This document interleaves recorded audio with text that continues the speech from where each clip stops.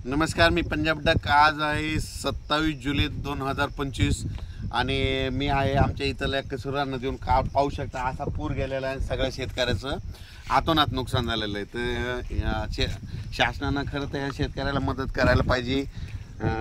या ठिकाणी पंचनामे करून यांना मदत द्यायलाच पाहिजे, कारण की खूप अतिवृष्टीने आमच्या परभणी जिल्ह्यात सगळ्या राज्यात जालना जिल्हा बऱ्याच ठिकाणी ज्या ठिकाणी नुकसान झालं त्यांचं भरपाई द्यायलाच पाहिजे।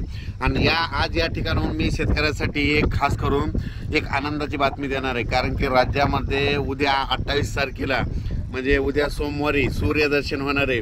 पाऊस थोडी विश्रांती घेणार आहे, म्हणून हा अंदाज लक्षात यायचा। राज्यात सांगायचं झालं तर पूर्व विदर्भ, पश्चिम विदर्भ, दक्षिण महाराष्ट्र, उत्तर महाराष्ट्र, कोकणपट्टी, खानदेश जवळपास 4-5 दिवस सारखा पाऊस चालू होता।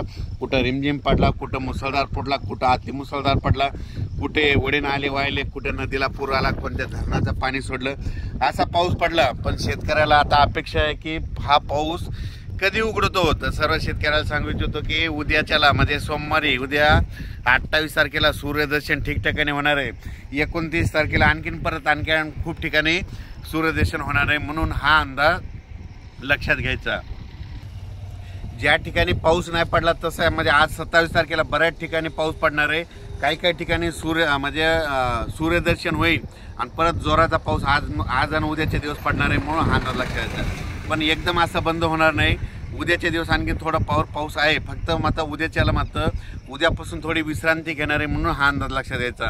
शेतकऱ्यांना एक विनंती, आता काय करायचं, 28 तारखेच्या नंतर सूर्यदर्शन झाल्याच्या नंतर तुम्ही काय करा, जवळपास 11 तारखेपर्यंत 11 ऑगस्टपर्यंत म्हणजे पाऊस विश्रांती घेईल। मग तितक्यामध्ये तुम्ही शेतीचे कामे करून घ्या, फवारणी करून घ्या, खत घालून घ्या, कारण की राज्यामध्ये जवळपास 10-12 दिवस विश्रांती पावसाची राहील। विश्रांती जरी राहिली तर तुम्हाला एक सांगतो की ऑगस्ट महिन्यात देखील समजा 1 ते 11 ऑगस्टच्या दरम्यान भाग बदलत आपला स्थानिक वातावरण तयार होऊन पाऊस पडणार आहे।